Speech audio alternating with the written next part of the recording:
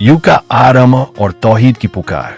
लगभग 10 सदियां बीत चुकी थीं जब हजरत आदम इस दुनिया से रुखसत हुए थे।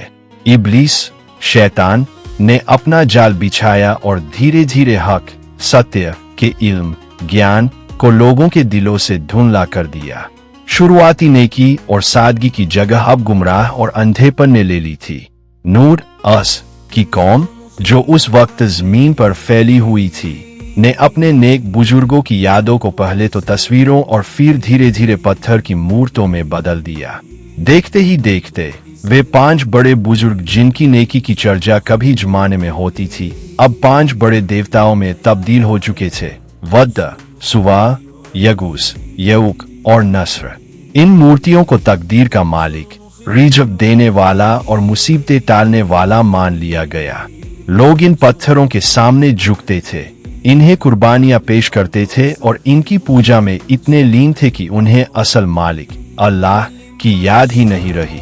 शिर्क, अल्लाह के साथ शरीक करना, उस वक्त का सबसे बड़ा और आम मर्ज बन चुका था। ऐसे अंधेरे दौर में अल्लाह ने अपने बंदों पर रहम फरमाया और उन्हीं के बीच के एक नेक, साफ दिल और ईमानदार शख्स हजरत नूह को नबी चुनकर भेजा। नूह अपनी कौम के हालात देखकर अंदर ही अंदर बेचैन रहते थे।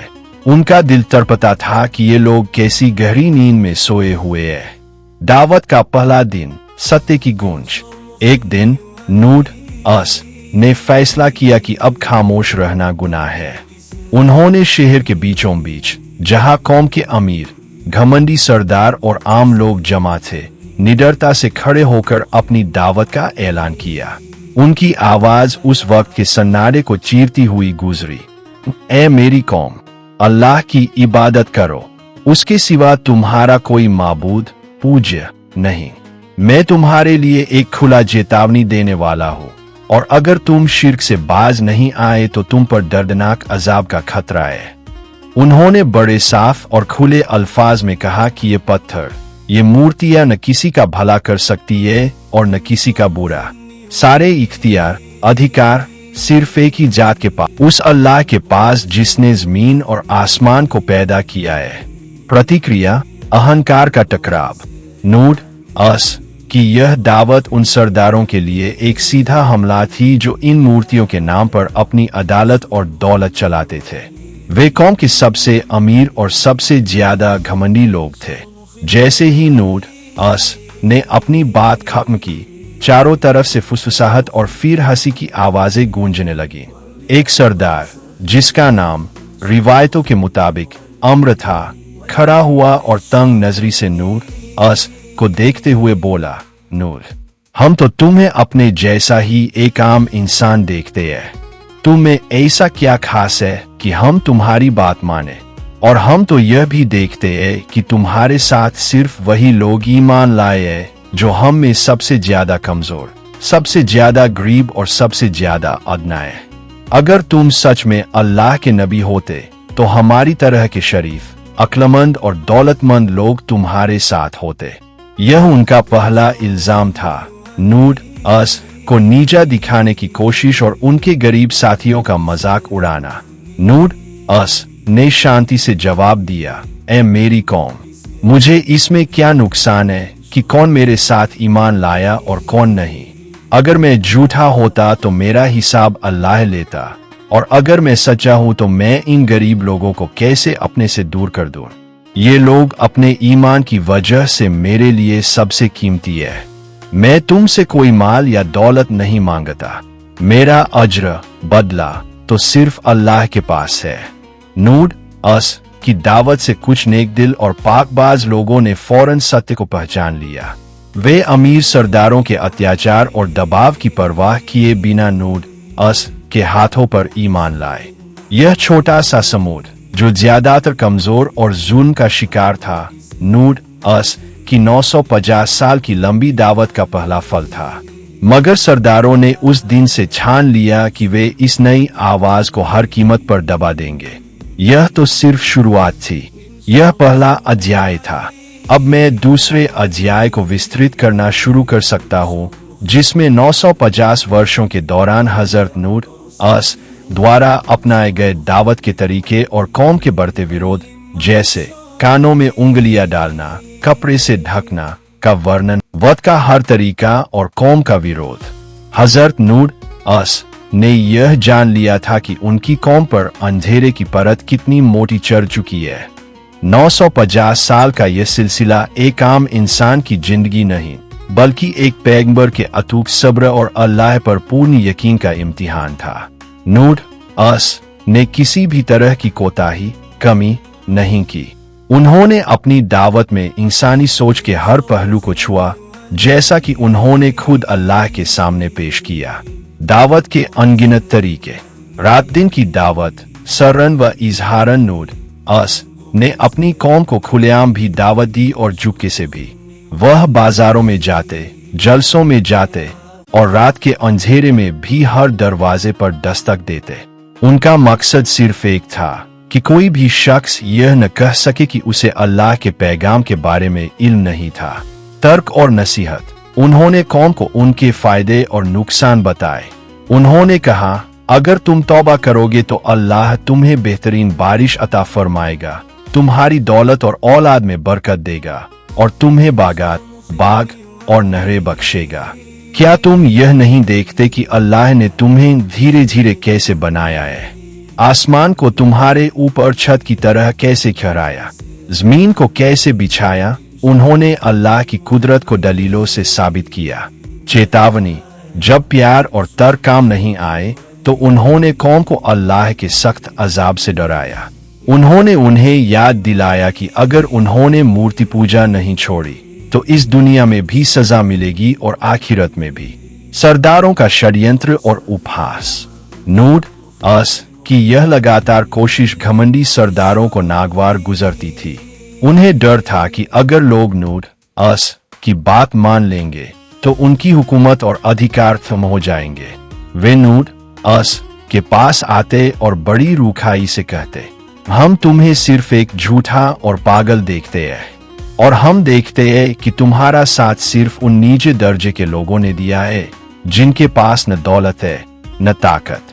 अगर ये दीन सच्चा होता तो हम क्यों इनसे पहले ईमान न लाते? तुम इन्हें अपने से दूर करो ताकि हम तुम्हारी बात सुने। यह सरदार जानबूझकर वर्ग भेद, क्लास डिवाइड का इस्तेमाल करते थे ताकि अमीर लोग नूह अस के करीब आने से शर्माए। नूह अस ने दृढ़ता से कहा कि वह अपने ईमान वाले भाइयों को किसी भी कीमत पर दूर नहीं करेंगे, क्योंकि उन्हें उनके ईमान के सिवा किसी चीज से कोई सरोकार नहीं है। अवज्ञा और विरोध की इंतहा। जैसे जैसे सदियां बीतती गईं, कौम का विरोध हिंसात्मक और मानसिक रूप से पीड़ादायक होता गया। कानों में उंगलियां, मानसिक अवरोध। जब भी नूह अस उन्हें अल्लाह का पैगाम सुनाने की कोशिश करते तो वे फौरन अपने कानों में उंगलियां डाल लेते ताकि उनके कान में एक भी लफ्ज न जा पाए। यह विरोध की एक ऐसी इंतहा थी जो नूह अस के प्यार भरे अल्फाजों को भी पूरी तरह ठुकरा रही थी। वे इतने जिद पर आ गए थे कि सत्य को सुनना भी गवारा नहीं करते थे।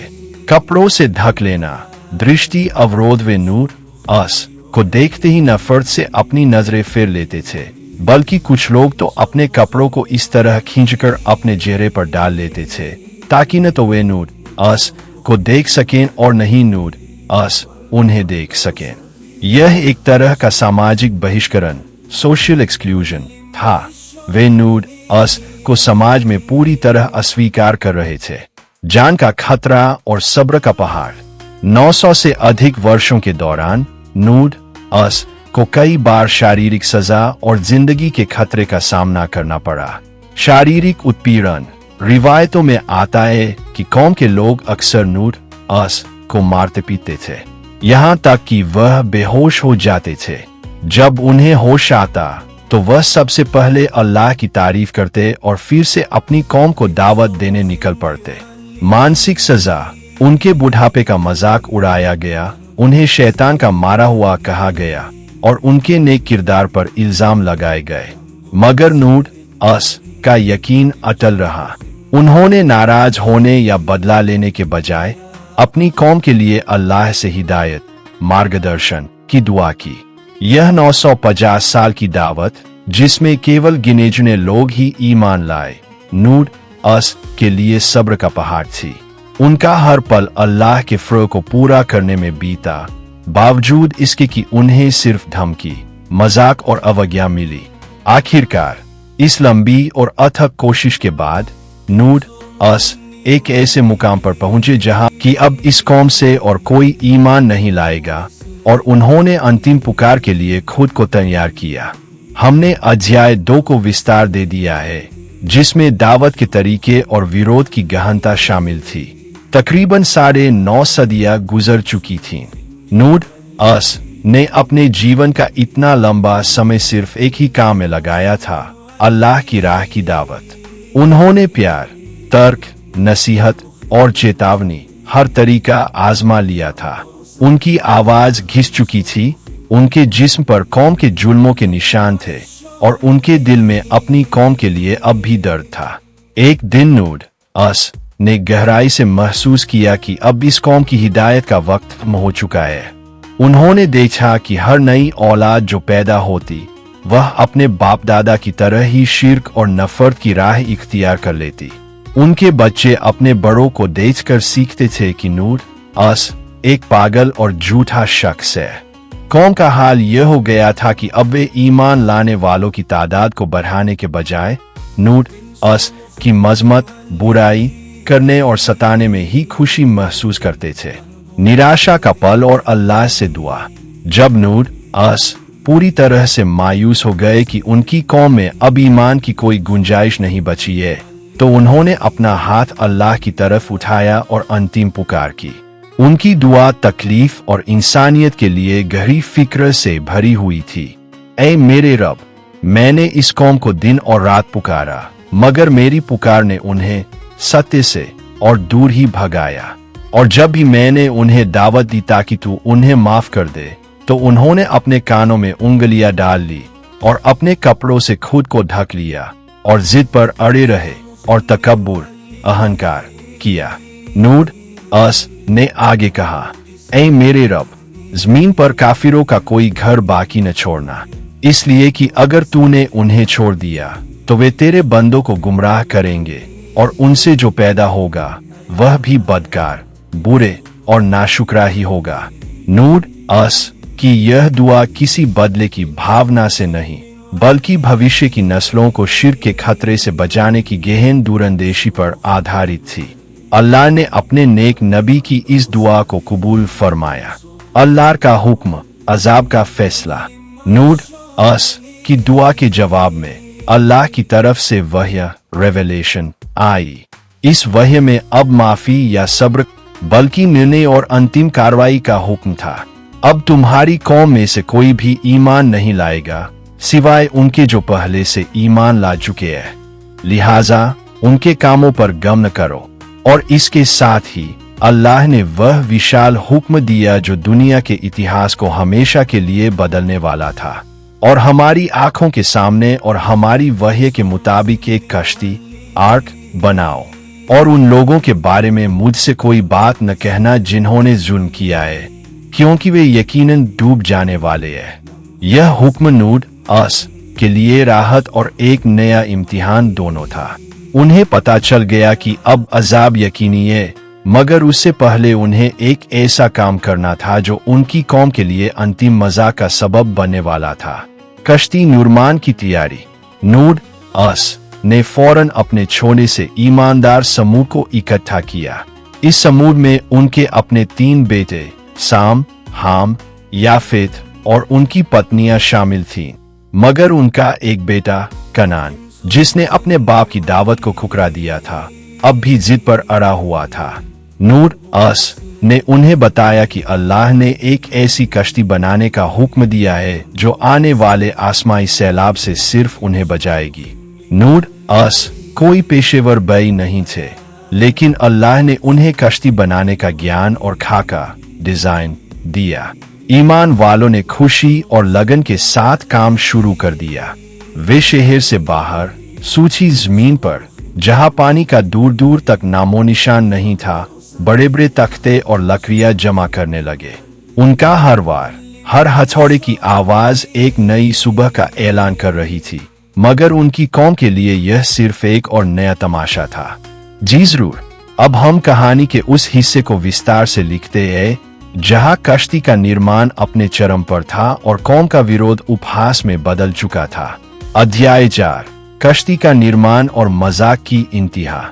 कश्ती का निर्माण एक ऐसा अभूतपूर्व कार्य था जिसे नूह और उनके मुट्ठी भर अनुयायियों ने अल्लाह के दिए गए इल्म, ज्ञान और मार्गदर्शन के तहत शुरू किया।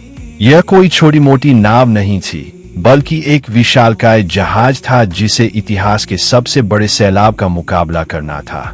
सूखी जमीन पर एक तमाशा। नूह ने शहर के बाहरी इलाके में सूखी और तपती हुई जमीन पर कश्ती बनाना शुरू किया था, जहां पानी का एक कतरा भी नहीं था। यह बात उनकी कौम के लिए एक विचित्र दृश्य और उपहास का सबसे बड़ा कारण बन गई। रोजाना कौम के सरदार और आम लोग काम की जगह से गुजरते और यह तमाशा देखकर ठहर जाते। वे नूह और उनके बेटे साम, हाम और याफेत को देखते जो लकड़ी काट रहे थे, तख्ते जोड़ रहे थे और जोर जोर से काम कर रहे थे। एक सरदार अपनी हंसी को रोकते हुए जोर से चिल्लाता, "ए नूह, कैसी अजीब बात है। तुम इतने सालों तक हमें नबी होने का दावा करते रहे और अब तुम बई बन गए। तुमने नबूवत छोड़कर बईगिरी क्यों शुरू कर दी? क्या तुम इसे ऊंटों पर लाद कर किसी समंदर तक ले जाओगे?" दूसरा सरदार मजाक उड़ाता, "ए बुजुर्ग, यह जगह तो बिल्कुल खुश्क है। तुम इतनी बड़ी कश्ती बना रहे हो तो क्या यह हवा में उड़ेगी? या तुम समझते हो कि यह जमीन अचानक नदी में बदल जाएगी?" कौम के लोग अक्सर अपने बच्चों को यह तमाशा दिखाने लाते और कहते, "देखो, यह है वह शख्स जो तुम्हें अजाब से डराता था और अब खुद बच्चों का खेल खेल रहा है।" नूह का अटल यकीन। यह लगातार और तीखा मजाक, जो सदियों से चल रहे शारीरिक जुल्म से भी ज्यादा मानसिक पीड़ादायक था, नूह के लिए एक और बड़ा इम्तिहान था। मगर इस बार उनके चेहरे पर थकान या निराशा नहीं थी, बल्कि अल्लाह के हुक्म पर अटूट यकीन और शांति थी। जब वे सरदार मजाक उड़ाते थे तो नूह शांति से अपना काम जारी रखते और जवाब देते, "आज तुम हमारा मजाक उड़ाते हो, मगर जल्द ही एक ऐसा वक्त आएगा जब हम अल्लाह के फैसले पर तुम्हारा मजाक उड़ाएंगे। तुम्हें जल्द ही मालूम हो जाएगा कि किस पर अपमानजनक अजाब आता है।" फान का मंजर और अजाब का आना। कश्ती का निर्माण पूरा हो चुका था। नूह और उनके ईमान वाले साथी अल्लाह के अंतिम हुक्म का इंतजार कर रहे थे। जमीन अब भी सूखी थी, आसमान साफ था और कौम का मजाक अब भी चल रहा था, मगर हर चीज में एक अजीब सन्नाटा तारी था, जो एक बड़े विनाश से पहले की खामोशी होती है। अंतिम संकेत, तंदूर का उबलना। फिर वह घड़ी आई जिसका नूह को इंतजार था। अल्लाह की तरफ से यह वही आई कि अजाब अब शुरू होने वाला है और इसका पहला संकेत जमीन पर दिखाई देगा। एक घर के तंदूर, रोटी पकाने वाली भट्टी, जो आमतौर पर आग से गर्म होता था, उससे तेजी से पानी उबलना शुरू हो गया। यह वह पहला मौजज़ा, चमत्कार था जिसने यह साबित कर दिया कि अब पानी सिर्फ आसमान से ही नहीं, बल्कि जमीन की गहराइयों से भी निकलेगा। कश्ती में सवारियां और जानवरों का जोड़ा। नूह ने फौरन अपने ईमान वाले साथियों और अपने घर वालों को कश्ती में सवार होने का हुक्म दिया। इसके साथ ही अल्लाह का हुक्म था कि वह हर तरह के जानदार चीज का एक एक जोड़ा, नर और मादा, कश्ती में रखे, ताकि तूफान थमने के बाद पृथ्वी पर जीवन का सिलसिला फिर से शुरू हो सके। यह दृश्य भी एक मौजज़ा था। हर जानवर, छोटे से छोटा कीड़ा, हवा में उड़ने वाला परिंदा और जमीन पर चलने वाला विशालकाय जानवर, अल्लाह के हुक्म से अदब, विनम्रता और आजिज़ी, नम्रता के साथ बिना किसी हिंसा या डर के जोड़े में कश्ती की तरफ चल पड़े। नूह ने उन सब को कश्ती के निचले हिस्से में व्यवस्थित किया, जबकि ईमान वाले बीच के हिस्से में बैठ गए। नूह के बेटे का इनकार। जैसे ही दरवाजा बंद होने वाला था, नूह ने देखा कि उनका एक बेटा, जिसका नाम कनान या कुछ रिवायतों में यम था, अब भी दूर खड़ा है। नूह अस का बाप होने का प्यार और नबी होने की फिक्र उभरी। उन्होंने अपने बेटे को आखिरी बार पुकारा, ऐ मेरे बेटे, हमारे साथ कश्ती में सवार हो जा और काफिरों के साथ न रह। उस बेटे का जवाब घमंड और अज्ञानता से भरा हुआ था। मैं पहाड़ की तरफ जा रहा हूँ जो मुझे पानी से बचा लेगा। नूह अस ने दर्द भरे लहजे में कहा, आज अल्लाह के अजाब से बचाने वाला कोई नहीं है सिवा उसके जिस पर वह रहम करे। यह बात पूरी भी नहीं हुई थी कि पानी की एक विशाल लहर आई और बाप बेटे के बीच आ गई। नूह अस के बेटे के साथ साथ उनकी नाफरमान पत्नी भी उन लोगों में शामिल थी जो ईमान न लाने की वजह से डूबने वालों में थे। इस दृश्य ने यह साबित कर दिया कि अल्लाह की बारगाह में रिश्ते नहीं बल्कि ईमान मायने रखता है। तूफान का भयंकर मंजर। कश्ती के दरवाजे बंद होते ही आसमान का मिजाज पूरी तरह बदल गया। जमीन का फटना, जमीन से पानी इतनी जोर से उबलना शुरू हुआ जैसे जमीन के अंदर सोते फाउंटेन्स फट गए हो। आसमान का टूटना, आसमान के दरवाजे खोल दिए गए और ऐसी मूसलाधार बारिश शुरू हुई जैसी पहले कभी नहीं देखी गई थी। लहरों का उभार, पानी की सतह तेजी से ऊपर उठने लगी। कुरान के मुताबिक लहरें इतनी ऊंची थीं कि वे पहाड़ों को छू रही थीं। विनाश, पूरा शहर, सारी दौलत, सारी मूर्तियां और सभी नाफरमान लोग उन भयंकर लहरों के बीच डूबने लगे। सरदारों का अहंकार और मजाक पल भर में पानी के बुलबुलों में बदल गया। कश्ती जो अब पानी पर तैर रही थी, नूह अस के लिए अल्लाह की रहमत का नमूना थी। नूह अस ने इस भयानक मंजर में अपने ईमान वाले साथियों की तरफ देखा और कहा, सवार हो जाओ, अल्लाह के नाम से इसका चलना और इसका चढ़ना। बेशक मेरा रब बख्शने वाला और मेहरबान है।